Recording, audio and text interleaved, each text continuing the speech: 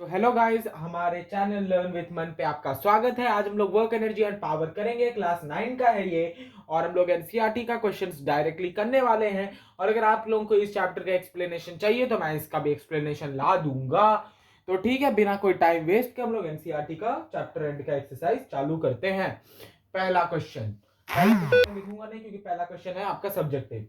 हम लोग को कहना है कि look at the activities listed below and reason out whether or not work is done in the light of your understanding of the term work। हम लोग को ये देखो, मैं आशा करता हूँ कि तुम लोग अपने कोने में बुक लेके बैठे होगे, क्योंकि मेरा पॉसिबल नहीं है कि मैं हर क्वेश्चन लिखूं, और अगर पॉसिबल है भी तो बहुत टाइम कंज्यूमिंग होगा और आपको भी वीडियो देखने में मजा नहीं आएगा। इसलिए मैं पहले से बता रहा हूँ, आप लोगों के कोने में एक एनसीईआरटी का बुक लेके जरूर से बैठिए। तो आपका पहला का पहला होगा, Suma is swimming in a pond, work is done. देखो, सुमा एक लड़की का नाम है, या फिर सुमा एक लड़की का ही नाम है जो कि पॉन्ड में स्विम कर रही है। तो वो क्या बोलते हैं, कोई फोर्स लगा रही है और कुछ डिस्प्लेस कर रही है, मतलब अपने को डिस्प्लेसमेंट हो रहा है उसका ना। और वर्क डन क्या कहता है कि वर्क डन तभी माना जाता है कि जब एक बॉडी पे फोर्स लगाया जाए और वो अपने इनिशियल पोजीशन से डिस्प्लेस हो। तो यहाँ पे क्या हो रहा है, दोनों चीज हो रहा है ना। सुमा पॉन्ड में भी स्विम कर रही है, ये देखो। मान लो एक है ये सुमा पॉन्ड में भी स्विम, देखो ऐसे नहीं होगा। मान लो सुमा पॉन्ड में भी स्विम कर रही है और आगे भी तो जा रही है। मान लो ये इसका यू है, इनिशियल पोजीशन। इनिशियल पोजीशन तो ये आगे भी तो जा रही है, तो ये चीज आपको समझाने का और जरूरत नहीं है, मैं मानता हूँ। Donkey is carrying load on his back, ये नहीं होगा। अ donkey is carrying load on his back, ये इसलिए नहीं होगा क्योंकि हम लोग को कहा गया है कि वर्क डन तभी होता है जबकि कोई फोर्स लगे और वो अपने प्लेस से डिस्प्लेस हो। यहाँ पे वो फोर्स तो लगा रहा है लेकिन वो डिस्प्लेस तो नहीं हो रहा ना, वो वहीं पे तो रुका हुआ है ना, इसलिए नहीं होगा। सी नंबर है आपका, a windmill is lifting water from a well. Water from a well को, windmill is lifting water from a well, एक विंड मिल वेल से वाटर को लिफ्ट कर रहा है। ये होगा क्यों? मान लो ये एक वेल है, यार कुछ ज्यादा ही गंदा वेल बन गया। मान लो ये एक वेल है, ठीक। यहाँ पे कुछ भी है, एक विंड मिल मान लो ना, यहाँ पे एक विंड मिल डाल दो और यहाँ से कोई रस्सी लेके इसको खींच रहा है। तो ये जो वाटर आ रहा है, ये मान लो एक बाल्टी से ले रहा है, ठीक, बाल्टी से, तो बाल्टी भी ऊपर जाएगा और ये कुछ फोर्स भी लगा रहा है उसको। ये कुछ फोर्स भी तो लगा रहा है ना उसको लेने के लिए, और एक बाल्टी से पानी भी ऊपर जा रहा है। मान लो ये मेरा हाथ है और ये आपका क्या बोलते हैं, बाल्टी है ना। मैंने इसको अंदर घुसाया, वाटर के अंदर घुसाया, फिर मैं इसको ऐसे ऐसे फोर्स लगा लगा के ऊपर ला रहा हूँ और पानी भी ऊपर आ रहा है। तो फोर्स भी लगा रहा हूँ, डिस्प्लेस भी हो रहा है, इसलिए ये होगा वर्क डन, ठीक। A great plant is carrying out photosynthesis। अब ये बताओ, कोई वर्क डन नहीं होगा क्योंकि वो अपने प्लेस से डिस्प्लेस थोड़ी हो रहा है। वो फोटोसिंथेसिस कर रहा है, जो कुछ भी कर रहा है वो अपने प्लेस से तो डिस्प्लेस नहीं हो रहा ना, वो अपने प्लेस से डिस्प्लेस नहीं हो रहा। वर्क डन तभी कहा जाता है जब कोई फोर्स लगता है और वो अपने प्लेस से डिस्प्लेस होता है, इसलिए। Engine is pulling a train, work होगा। एक इंजन एक ट्रेन को पुल कर रहा है, वो अपने इनिशियल पोजीशन से डिस्प्लेस भी हो रहा है और कुछ फोर्स भी लगा रहा है उसको पुल करने के लिए, है ना। यही तो हम लोग का फिजिक्स का कहता है ना, वर्क डन। तो हाँ होगा, जरूर होगा। Food grains are getting dried in sun, ये क्यों होगा? मान लो ये आपके सूरज है, यहाँ पे सूरज की किरणें पड़ रही है, कुछ आपके क्या दिया हुआ है, फूड ग्रेन। फूड ग्रेन पे आपकी सूरज की किरणें पड़ रही। फूड ग्रेन क्या कर रहा है? बैठा हुआ है, बैठा हुआ है बोला, वहीं पे है ना। तो वो डिस्प्लेस तो नहीं हो रहा ना, वहीं पे है ना, तो कहां से आपका वर्क होगा? नहीं होगा work. A sail boat is moving due to wind energy, होगा। एक सेल बोट, एक सेल बोट, एक मान लो ये विंड मिल है ना, मान लो यार, मानने में क्या जा रहा है यार।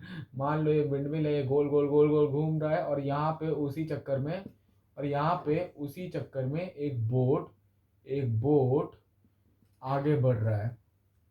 एक बोट आगे बढ़ रहा है तो वो अपने क्या बोलते हैं, कुछ फोर्स भी लगा रहा है ना, कुछ फोर्स से ही तो आगे बढ़ रहा है ना, ऐसे ही तो नहीं बढ़ रहा ना। और क्या बोलते हैं, वो ऑब्जेक्ट डिस्प्लेस भी हो रहा है, तो इसलिए वर्क डन होगा। तो चलो दूसरे नंबर पे चलते हैं। दूसरा नंबर क्या कह रहा है, an object thrown at certain angle, an object thrown at certain angle to the ground moves in a curved path. ठीक है, एक ऑब्जेक्ट को जब थ्रो किया गया एक सर्टेन एंगल में, कोई भी एंगल हो सकता है ग्राउंड में, तो वो एक कर्व्ड पाथ में मूव किया and falls back to the ground, ठीक है। the initial and the final positions of the path of the object lie on the same horizontal line. ठीक है. What is work done by the force of gravity of the object? देखो, work done यहाँ पे होगा mgh. क्यों? क्योंकि ये होता है आपका work done by force of gravity. Work done by force of gravity, इसलिए mgh होगा. ठीक है. और h क्या होगा आपका यहाँ पे h क्या होगा? डिफरेंस होगा. किस चीज का डिफरेंस होगा? Difference in height of the initial and final position. उसका इनिशियल और फाइनल पोजीशन ऑब्जेक्ट का होगा. तो जब इनिशियल और फाइनल पोजीशन एक ही लेवल में है, जब इनिशियल और फाइनल पोजीशन एक ही लेवल में है, तो h क्या हो जाएगा? जीरो हो जाएगा. h हो गया आपका जीरो. हाइट जब जीरो हो गया तब क्या हो गया? पूरा ही तो जीरो हो गया ना, mgh. तो बस वही तो है क्वेश्चन, और तो कुछ है नहीं. तो वर्क डन क्या हो गया? वर्क डन जीरो हो गया ना. समझे? समझे? देखा कितना इजी लग रहा है समझने में. तो चलो इसी के साथ अभी हम लोग अपने तीसरे क्वेश्चन पे चलते हैं. तीसरा क्वेश्चन क्या कह रहा है? A battery lights a bulb. ठीक है, battery lights a bulb. Describe the energy change involved in the process. देखो, बैटरी बैटरी में क्या होता है? केमिकल एनर्जी होता है. ठीक.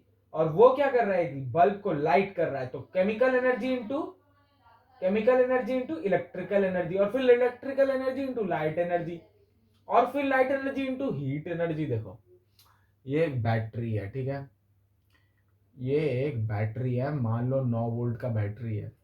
और ये है आपका एक ट्यूब लाइट और बल्ब मान लो. ठीक है, बल्ब बोला है ना. हाँ, बल्ब. ये मान लो एक बल्ब. अब ये इसमें है केमिकल एनर्जी आपका बैटरी में. ठीक है, इसमें है आपका केमिकल एनर्जी. फिर ये केमिकल एनर्जी क्या कर रहा है? इस बल्ब को लाइट कर रहा है. पहले ही लाइट नहीं होगा, पहले ही आपका लाइटनिंग नहीं होगा. ये आप 10 में जाके पढ़ोगे कि ये प्रोसेस कैसे चलता है ना. पहले आपका जाएगा ये इलेक्ट्रिकल एनर्जी में चले जाएगा. आपका ये पहले जाएगा इलेक्ट्रिकल एनर्जी में. फिर इलेक्ट्रिकल के बाद वो लाइट देगा. फिर वो उसको लाइट देगा.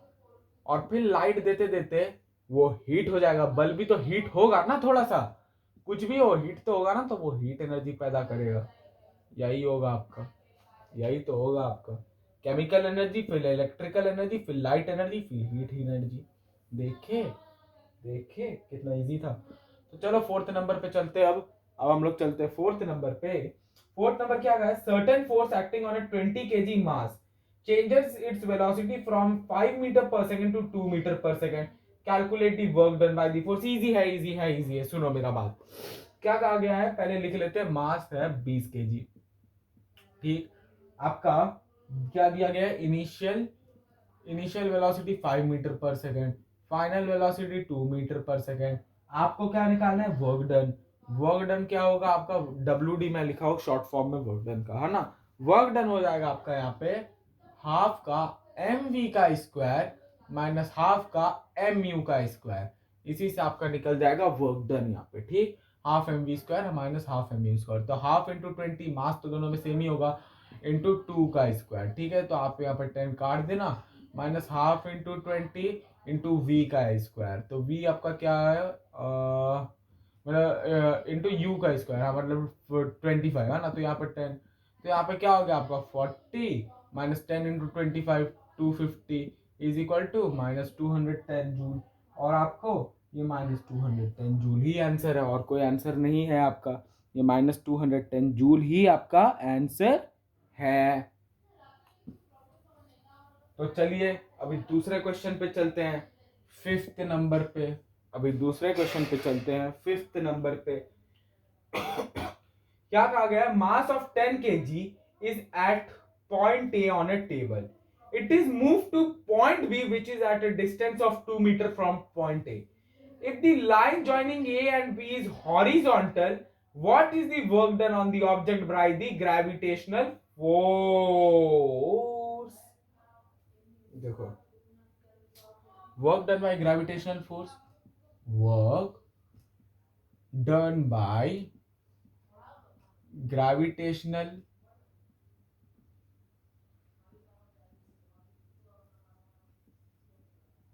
force is equal to mgh. Work done by gravitational force is equal to आपका mgh. तो फिर क्या h जीरो ही नहीं हो जाएगा? h जीरो क्यों होगा? क्योंकि हम लोग को क्या कहा गया है कि एक पॉइंट ए है, मास को भूल जाओ, ठीक है? अभी मास का यहाँ पे कोई काम नहीं आने वाला. एक कोई ऑब्जेक्ट है जो कि कोई ऑब्जेक्ट है, मैं टेबल बना देता हूँ, है ना, जो कि एक पॉइंट ए में रखा गया है, ठीक? ये पॉइंट ए पहला वाला, ठीक? और फिर क्या गया है कि 2 मीटर डिस्टेंस, यहां से 2 मीटर डिस्टेंस में, टेबल को थोड़ा बड़ा बना देते हैं ना, यही टेबल है, 2 मीटर डिस्टेंस में एक पॉइंट बी है, ठीक है? 2 मीटर डिस्टेंस में पॉइंट बी है. तो फिर अगर ये हॉरिजॉन्टल है, हॉरिजॉन्टल तो लाइन बनाई है, तो फिर इसमें work done bye on the object by gravitational force क्या होगा? जीरो होगा. मैं क्यों बता रहा हूँ? क्योंकि यहाँ पे हाइट तो दोनों का सेम ही है ना भाई, हाइट तो दोनों का सेम ही है, तो हाइट जीरो ले लोगे तो ये पूरा इक्वेशन भी जीरो बन जाएगा, तो वर्क डन भी जीरो बन जाएगा. देखो mg इंटू जीरो हो जाएगा इज इक्वल टू जीरो हो जाएगा, वर्क डन जीरो हो जाएगा. कोई वर्क ही डन ही नहीं हुआ फिजिक्स के हिसाब से, समझे? फिजिक्स के हिसाब से वर्क डन नहीं हुआ. तो चलो अभी हम लोग चलते हैं 6th नंबर पे. हम लोग किस नंबर पे चलते हैं? 6th नंबर पे. 6th नंबर क्या कह रहा है? The potential energy of a freely falling object decreases progressively. अरे यार वापस से बता रहा हूँ, मेरा थोड़ा सा वोकैबुलरी मतलब खराब हो गया अभी अचानक से, तो अचानक से हुआ. हाँ, the potential energy of a freely falling object decreases progressively. Does this violate the law of conservation of energy? Why? देखो पहले तो आपका क्वेश्चन समझने का मैं खाली 30 सेकंड दूंगा, फिर मैं इसको आपका आंसर भी बताऊंगा. आप क्वेश्चन समझना, एक बार अपने कोने में एनसीईआरटी बुक लो और क्वेश्चन को समझो थोड़ी देर में.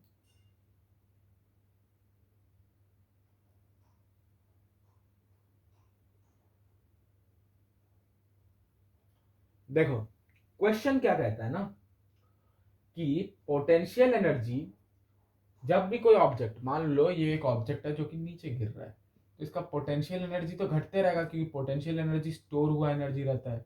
पोटेंशियल एनर्जी स्टोर हुआ एनर्जी रहता है ना. तो जब ये पोटेंशियल एनर्जी स्टोर हुआ एनर्जी रहता है, तब एनर्जी का कंजर्वेशन और law of conservation of energy क्या बोलता है? Energy can neither be destroyed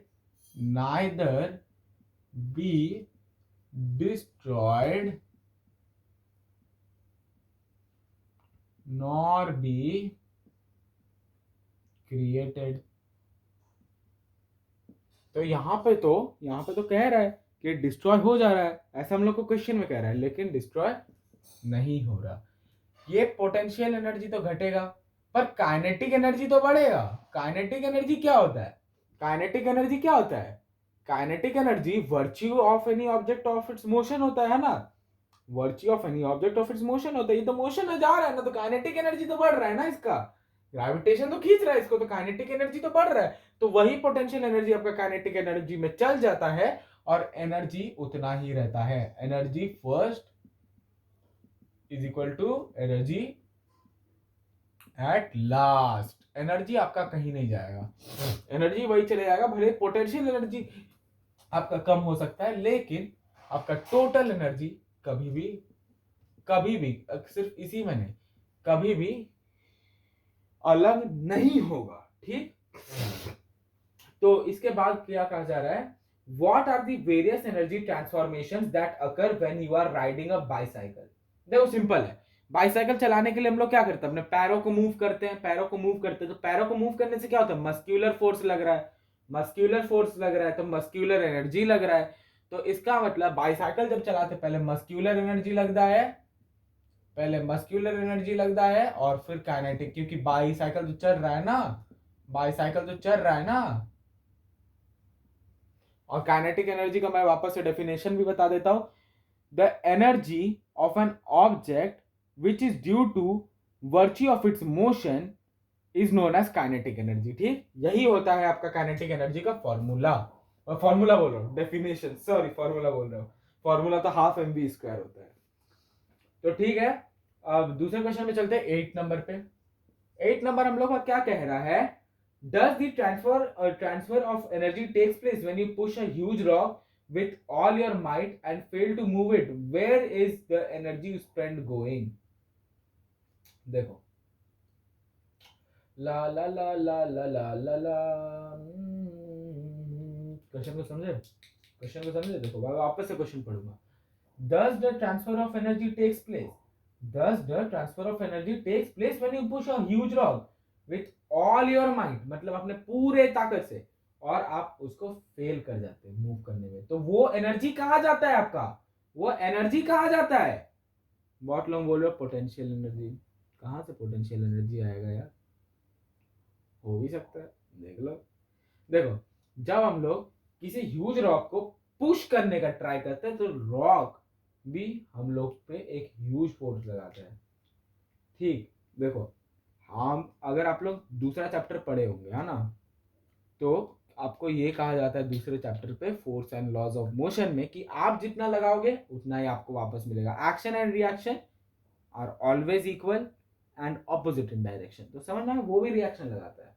तो अब हम लोग का ये एनर्जी कहाँ जाता है, द मस्क्यूलर एनर्जी।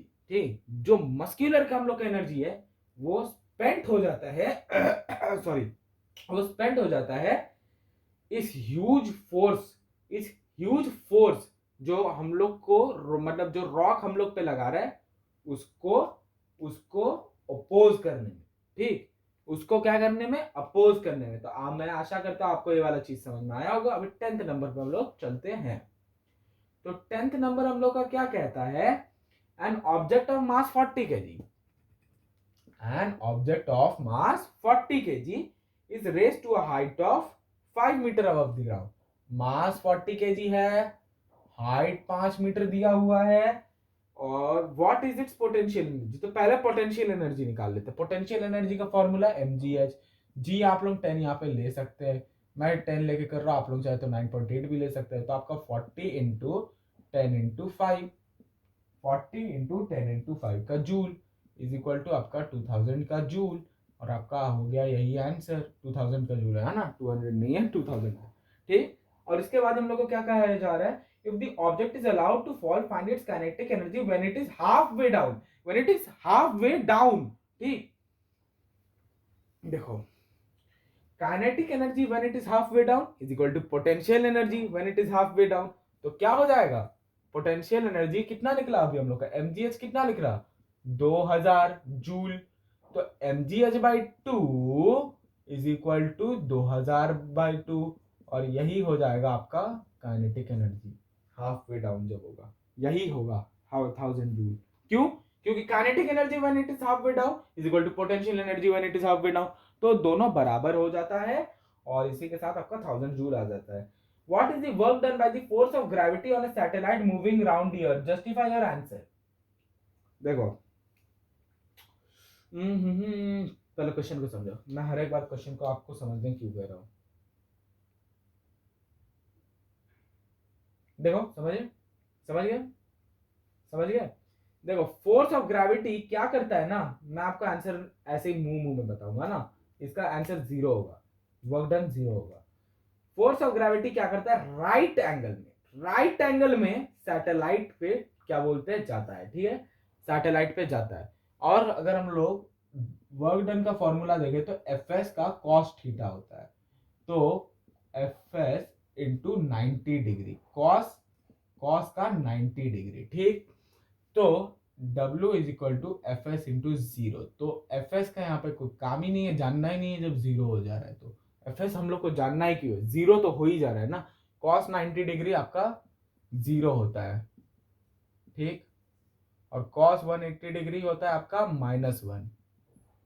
इतना ही अभी आप लोगों को 9th क्लास में पढ़ने का जरूरत है, इसके आगे मत ही पढ़िए तो ज्यादा अच्छा होगा अभी के लिए। ठीक, एग्जाम्स पास में आ गए और आप लोग को अभी अपना पहले पोर्शन खत्म करना चाहिए। ठीक, और अगर कर भी रहे आगे का तो बहुत ही अच्छा बात है, काफी अच्छी बात है, ये करते रहिए।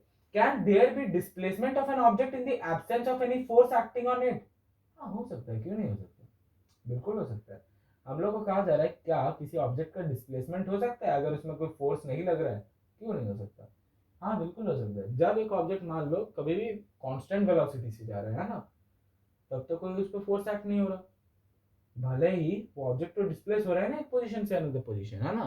तो यही तो हो गया आपका आंसर। और क्या आंसर हुआ? मान लो एक ऑब्जेक्ट पॉइंट ए पे है ना, वो जा रहा है कांस्टेंट वेलोसिटी के 5 मीटर पर सेकंड में मान लो जा रहा है ना, उस पर पीछे से कोई फोर्स लगाने का जरूरत ही नहीं है। पीछे से कोई फोर्स लगाने की जरूरत ही नहीं है, तो ये तो जाते रहेगा ना, ये डिस्प्लेस तो हो रहा है ना, इधर से इधर गया फिर इधर गया, जहां पे भी जा रहा है ना डिस्प्लेस तो हो रहा है ना। तो ये जरूरी नहीं है, ये जरूरी नहीं है कि हर एक बार एक फोर्स को लगाना ही पड़ेगा। तो 13 नंबर पे चलते हैं। अब इसके बाद 13 नंबर है, a person holds a bundle of hay over his head for 30 minutes and gets tired, he has done some work और not, justify your answer. Work तो वो कुछ भी नहीं किया भाई, वर्क तो कुछ भी नहीं किया, क्योंकि वर्क करने के लिए उसको अपने प्लेस से डिस्प्लेस होना पड़ता, जो कि तो वो नहीं हुआ। वो तो खाली 30 मिनट तक अपने हेड में हे को लेके रखा, और वो थक गया ऐसे ही ले लेके, वो तो कहीं गया नहीं ना, वो तो वहीं पे था। तो 14 नंबर पे चलते हैं। 14 नंबर हम लोग का पावर का एक सम है। An electric heater is rated 1500 volt, तो उसका पावर बोला गया है 1500 वोल्ट। ठीक है। How much energy does it use in 10 hours? Time क्या दिया गया है? 10 आवर्स।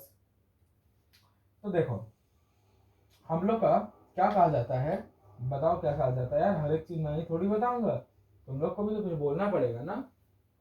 नहीं यार हम लोग तो नहीं बोलेंगे सर, ऐसे नहीं होगा यार, ऐसे नहीं होगा। पावर का फॉर्मूला क्या होता है? पावर का फॉर्मूला होता है एनर्जी बाई टाइम। एनर्जी निकालना है हम लोग को, एनर्जी क्या होगा? तो हम लोग को दोनों ही तो दिया हुआ है, 1500 is equal to energy by 10। तो एनर्जी हो गया आपका 1500 × 10 किलोवाट आवर। किलोवाट आवर है क्या? ना ना ना ना ना, मैं जानबूझ के किया, मेरे को पता था आप ऐसे ही फंस जाओगे।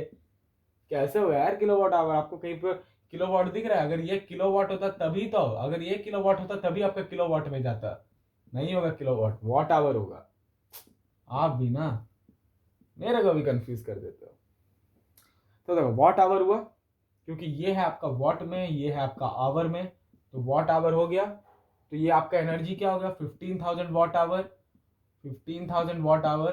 तो अभी आप लोग लिख सकते हैं 15 किलो वॉट आवर, क्योंकि 1 kilo is equal to 1000 watt, तो is equal to 15,000 watt hour हो ही जा रहा है। तो अभी आप लोग क्या लिख सकते हैं? आवर को भी चेंज कर देंगे, 15 किलो वॉट इंटू 3600। ठीक है, इंटू 3600। तो अभी हम लोग क्या लिख सकते हैं? Energy is equal to 15 into, अभी हम लोग वापस 1000 में लेके जाएंगे, 1000 इंटू वॉल्ट इंटू 3600। अब आप लोग बोल रहे हो अरे यार कितना मेहनत का काम है यार, ये सब इसलिए मेरे को करने का मन नहीं करता। अरे नहीं करोगे तो कैसे चलेगा यार? नहीं करने से हो ही नहीं सकता, हो ही नहीं सकता, सम बनेगा ही नहीं, समझे? तो एनर्जी आपका क्या हो जाता है? ये आप 10⁻³ ले लोगे, और 15 into 36 into 10⁻³ into 10⁻², energy is equal to 15 into 36 into 10⁻5। देख रहे हो कितना लंबा समझा रहा है? देख रहे हो, देख रहे हो ना? तो इसी बात पे 1 लाख तो मानना ही पड़ेगा भाई, 1 लाख तो मार दो कम से कम। तो energy is equal to 15 into 3.6 into 10⁻6। मैंने 36 से यहाँ पे वो क्या बोलते हैं डेसिमल लिया मैंने, और एक 10 उधर भेज दिया। ठीक, अब बाकी का काम आपका। ऐसा मैं नहीं कहता हूँ यार, ऐसा मैं नहीं करता हूँ, ऐसा मैं नहीं करता कभी भी कि अब बाकी का काम कैलकुलेशन का आपका, मैं नहीं करूंगा ऐसा। आंसर बता के ही जाऊंगा।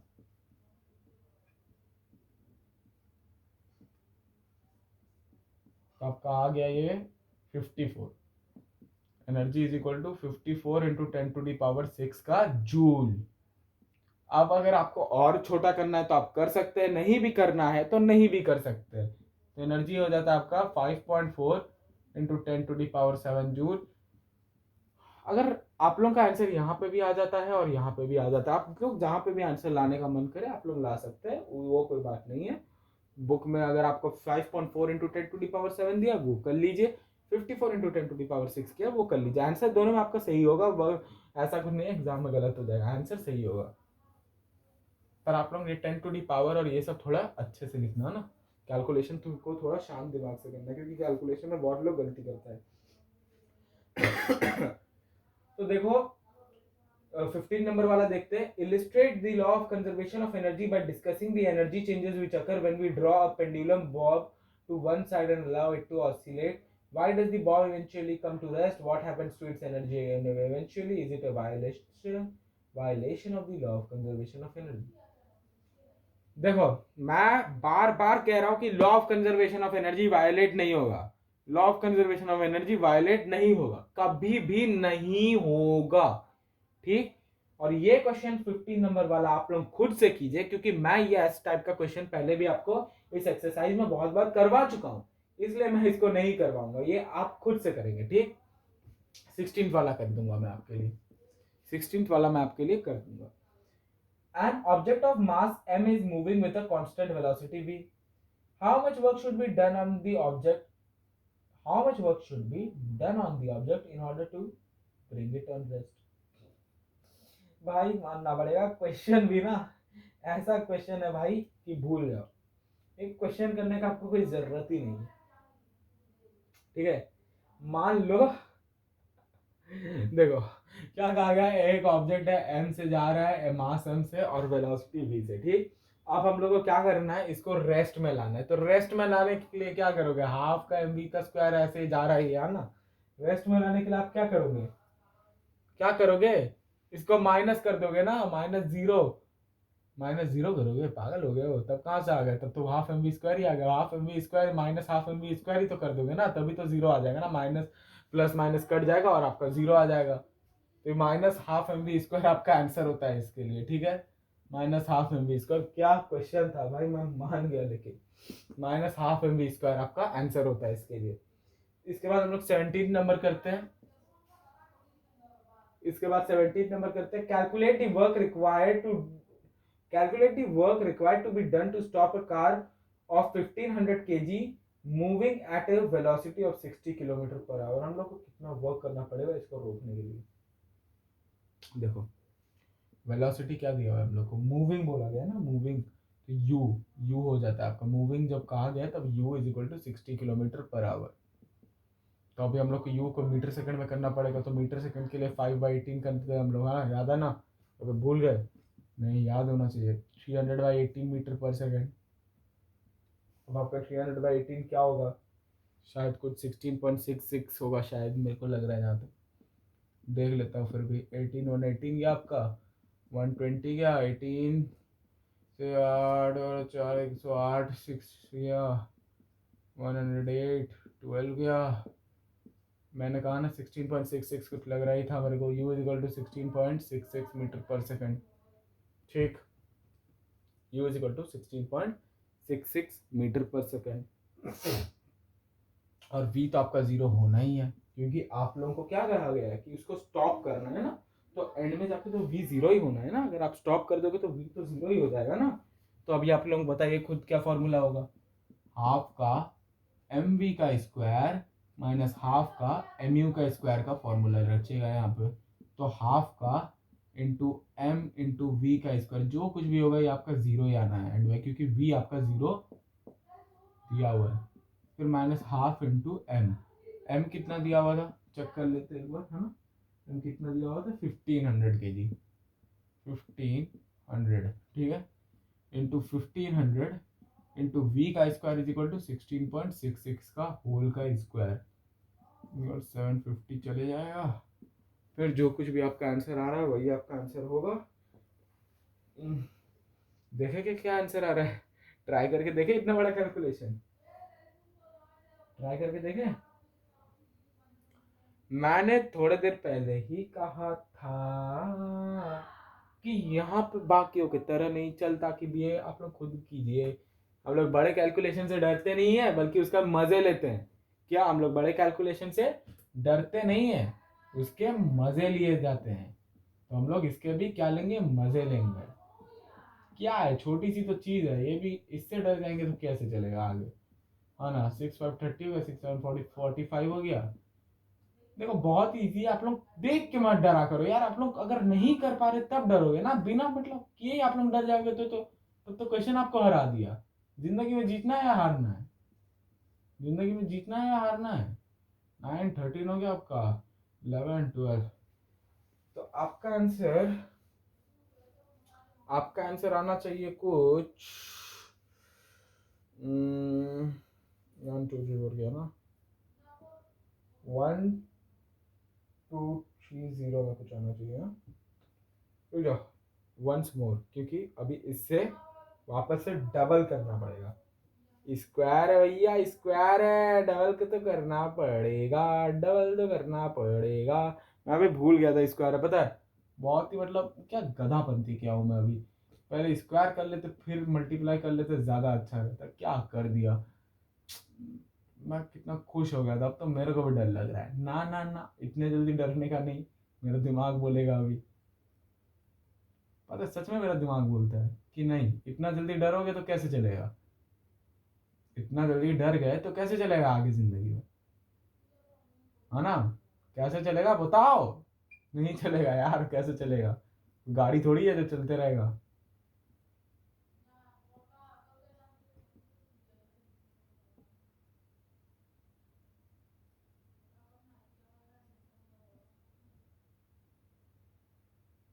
थर्टी फाइव गया, 11 17 टू सेवन 1 2 3 4 277.5256। तो अभी आपका हो जाता है यही आंसर।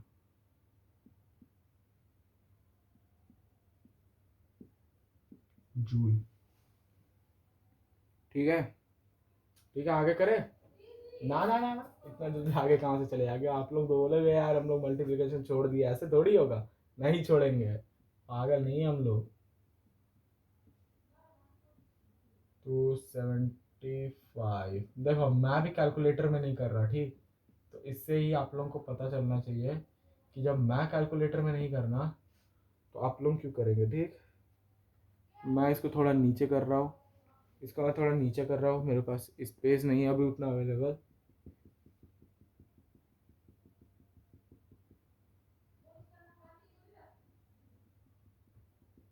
तो आपका आंसर पता क्या है, आपका आंसर पता है क्या है, बताओ क्या है। -20 लाख, नहीं 20 लाख नहीं, -2 लाख 8,333। हाँ यही है, -2 लाख 8,333.33 जूल। समझे, देखा कितना फास्ट कैलकुलेशन, क्योंकि मैंने ऊपर में एक चीज देखा, पता है मेरे कैलकुलेशन करने का एक ट्रिक है। वो ट्रिक भी मैं आपको कभी सिखाऊंगा। ये एक छोटी सी ट्रिक से पूरी हो जाती है केवल ये आप लोग का कैलकुलेशन, ये डिवीजन वाला सब छोटा सा ट्रिक किया मैंने नीचे। और इसलिए मैं उसको आप लोगों को स्क्रीन के सामने नहीं दिखाया, नहीं तो मैं यहाँ पे भी कर सकता, स्पेस क्यों नहीं यार, यहाँ पे भी बहुत स्पेस है। और वो एक ट्रिक था, और वो ट्रिक से मैंने किया। और अगर आप लोग चाहते हैं कि आप लोग वो ट्रिक सीखें तो वीडियो को तो लाइक करना ही पड़ेगा, और मांगे तो लानी ही पड़ेगी ना मेरी जान, समझे। ट्रिक था पर फिर भी देर लग जाए ट्रिक में भी। ट्रिक में भी ऐसे नहीं कि 2 सेकंड में बना दोगे, कम से कम 1 मिनट का टाइम लग जाए उसमें भी, ठीक है। तो इसके बाद हम लोग 18 नंबर पे चलते हैं। उसमें क्या कहा गया है, उसमें 3 बॉक्स दिया गया है, ये भी आप लोग खुद करोगे, ये भी आप लोग खुद करोगे, ठीक। ये भी आप लोग खुद करोगे, ये मैं नहीं करूंगा। अब मैं सीधा 19 नंबर करूंगा। मेरे को जो जो लग रहा है कि आप लोग से नहीं बन रहा वो सब मैं कर सकता हूँ। Sony says that acceleration in an object could be zero even when several forces are acting on it. Do you agree with him? हाँ भाई, क्यों नहीं हो सकता। अगर सेवरल फोर्स उस पर एक्ट कर भी रहा है तब भी तो नेट फोर्स उस पर जीरो हो ही सकता है। क्यों हो सकता है, क्यों हो सकता है, मेरे को भी तो समझाओ, मेरे को भी तो समझाओ।